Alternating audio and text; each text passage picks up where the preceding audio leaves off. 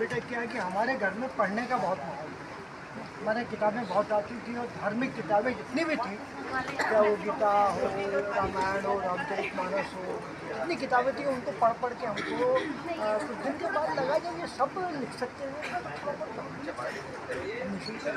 पहले कविता लिखी, फिर कहानी लिखी, फिर उपन्यास लिखा, फिर धीरे धीरे धीरे धीरे टीवी सीरियल ये सब होते होते 53 किताबें हो गई। आपको ज़्यादातर किन विषयों पर लिखना पसंद है? मुझे मैं व्यंग पर लिखता हूँ, सटायर हास्य के ऊपर लिखता हूँ।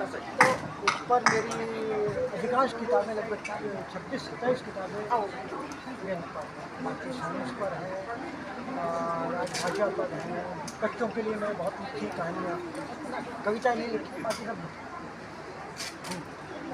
तो कोई ऐसा कोई विशेष लेखक या किताब जिससे आप प्रेरित हुए और लिखने का सोचा हो?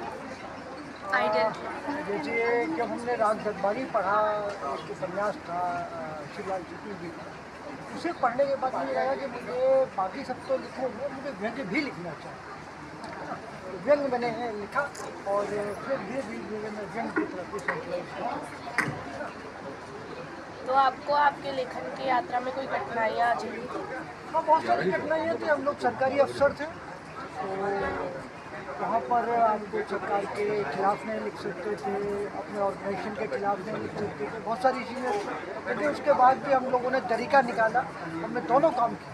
हमने सरकार के खिलाफ भी लिखा, सरकार के पक्ष में भी लिखा, सब कुछ लिखा जो भी हमें अच्छा लगा वो हमने लिखा। उस समय कांग्रेस की सरकार थी, जनता पार्टी की सरकार थी, सबके खिलाफ और सबके फेवर में जो अच्छा लगा वो लिखा, कुछ बांध के कुछ नहीं लिखा। जैसे दौड़ भाग वाली दुनिया में एक शांति से लिखना, शांत मन की ज़रूरत होती है, वातावरण की ज़रूरत होती है जिसमें हम लिख पाए ढंग से, तो आप कैसे मैनेज करते हैं?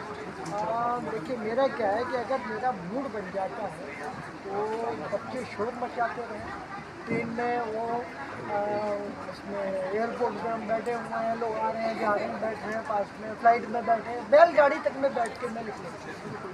तो आपका कोई ऐसा दिनचर्या है जिसको आप रोज़ फॉलो करते हो? नहीं, मैंने ऐसा कोई दिनचर्या नहीं बनाई, लिखने के मामले में तो बिल्कुल नहीं बनाई। जब मूड बनता है, जब मुझे कुछ हॉन्ट करता है, मुझको लगता है कि इस विषय पर लिखा जाना चाहिए, अगर नहीं लिखूँगा तो नींद नहीं आएगी, बेचैनी होगी।